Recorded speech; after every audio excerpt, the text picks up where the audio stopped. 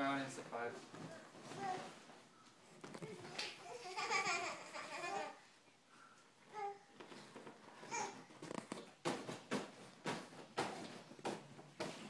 I had just gotten my tonsils taken out, and it's a really rough surgery.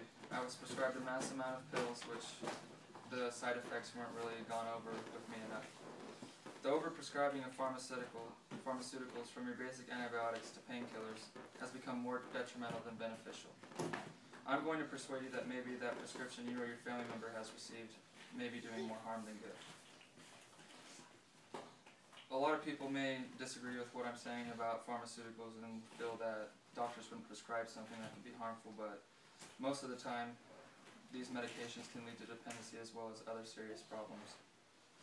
Some of you may agree with me, and I'm going to provide you with information to reinforce your worries and introduce and explain holistic or natural remedies. After having a serious surgery like tonsillectomy, as well as having family and friends who have had serious surgeries in the past and been prescribed countless pharmaceutical remedies, I decided to research and figure out why those docs are so quick to prescribe and how safe and dependent-free are the medicines we receive. Today we will discuss how overprescribed these medicines are and what they are prescribing the most of. Some of the most common side effects, both mental and physical, and alternate options available, which oftentimes are safer, just not as talked about. Overprescribed pharmaceuticals.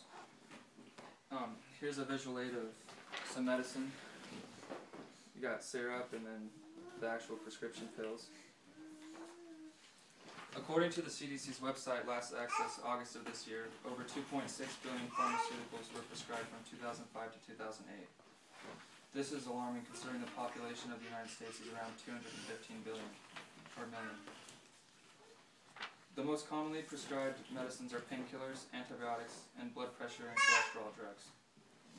According to Forbes.com, last access in May of 2010, the #1 prescribed pill was hydrocodone, and this was prescribed 128 million times in 2009 alone. Many people have a misconception about medicine and that what is being prescribed is the only healthy option. I'm going to show you that there may be certain times when a prescription is necessary, but oftentimes there is an equal natural remedy that works better and healthier. Times when prescriptions can be necessary.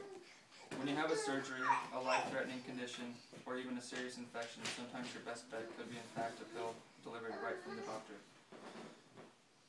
Just keep in mind that there are alternatives to almost every disease and operation that a doctor would perform or prescribe. We just talked about the overprescribing of prescription drugs. Now I'm going to inform you on the less talked about serious side effects of them. Every medicine prescribed has side effects. Some of the mental side effects. After my tonsil surgery, I was taking what seemed to be an endless amount of hydrocodone. What wasn't talked about is after taking them so long, I became depressed and in a sense hopeless that I wouldn't be able to function without them. Unfortunately, my mood wasn't a rare side effect, but rather common side effect from that medicine.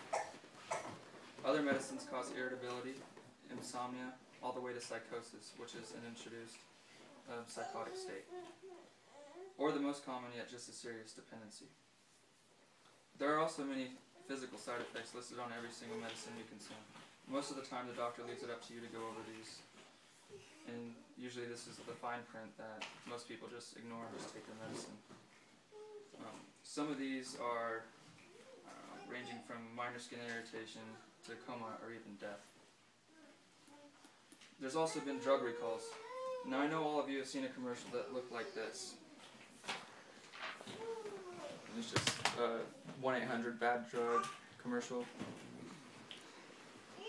And it's some of the, this is actually from Pradaxa, and it caused cerebral hemorrhage, gastrointestinal bleeding, kidney bleeding, bleeding on the brain, and even death.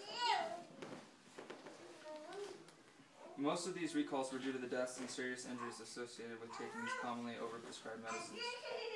What isn't talked about is that the FDA's regulations on newly created medicines aren't as strict as they should, and oftentimes, as a result, drugs are later recalled after the damage has been inflicted and the deaths caused.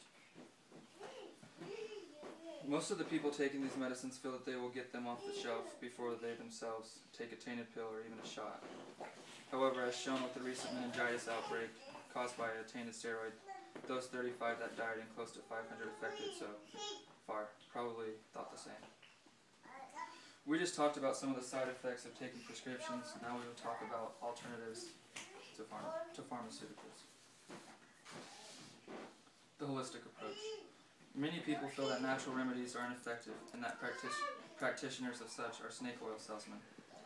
This is a slippery slope argument, and it has actually been shown that some of these natural remedies are more effective and twice as healthy for you, and that these salesmen are actually board-certified pharmacists or practicing physicians with the same amount of schooling as the hospital doctors. The site ageless.com has a list of common illnesses and herbal remedies for associated illnesses.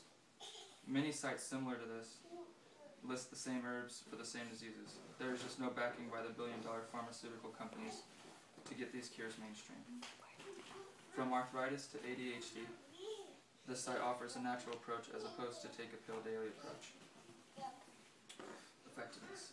It has been shown that the effectiveness of natural remedies is just as effective, if not more so, than a prescription that there is even an American Holistic Medical Association.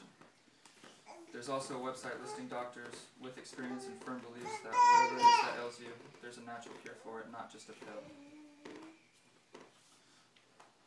Today I talked to you about the overprescription of pharmaceutical drugs, what the side effects are, and the dangers and associated, and also the natural alternatives available to you. As my body was naturally healing itself from the tonsil surgery I had, I decided to stop taking my prescription painkillers, and I quickly began to feel better both mentally and physically.